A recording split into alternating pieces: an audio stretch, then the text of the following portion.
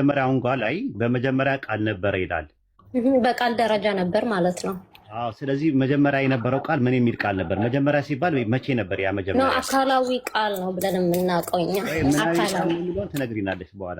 መጀመሪያ በመጀመሪያ ቃል ነበረ ሲል መጀመሪያ የሚለው የትኛው ነው? መጀመሪያ የትኛው መጀመሪያ ነው? መጀመሪያ ከጥንት ጀምሮ ማለት ነው እኮ። መቼ ነው እንትን ስታርቲንግ ፖይንቱን ንገሪኝ። አይ ዘመን የለውም። የእግዚአብሔር ዘመን አለው እንዴ?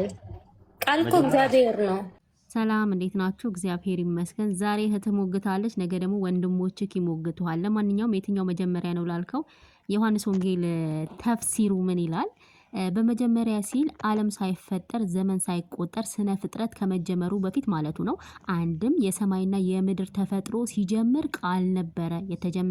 የተጀመሩ ነገሮች ሁሉ መጀመሪያ በነበረው ቃል ተጀምረዋል። ሁሉ በእርሱ ሆነ፣ ከሆነም አንዳችስ እንኳን ያለ እርሱ አልሆነም ብሏልና። ነቢዩ ዳዊትም በእግዚአብሔር ቃል ሰማያዊ ጸኑ ብሏል። አንድም በመጀመሪያ ነበረ ማለት ፍጥረትን መፍጠር የጀመረው እርሱ ነው ለማለት ነው። መጀመሪያ የሚለው ቃል ጊዜን አያመለክትም፣ ከጊዜ በፊት ነውና።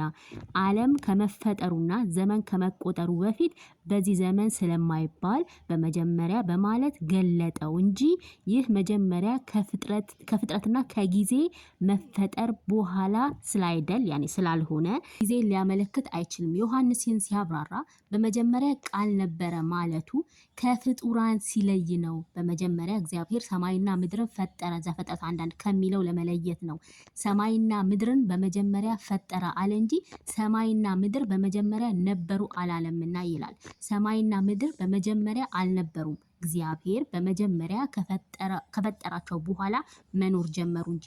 ቃል ግን ዓለም ከመፈጠሩ በፊት ሰማይና ምድር ከመዘርጋታቸው በፊት ነበረ ማለቱ ነው። አሁን ገባ ክስታሱና ሁሌ ያው ከኪስክ ነው የምተረጉመው። ይሄንን ደግሞ ሁሉም ባልነው ባህል ለዛ ነው እህትህም እየሞገተች ያለችው።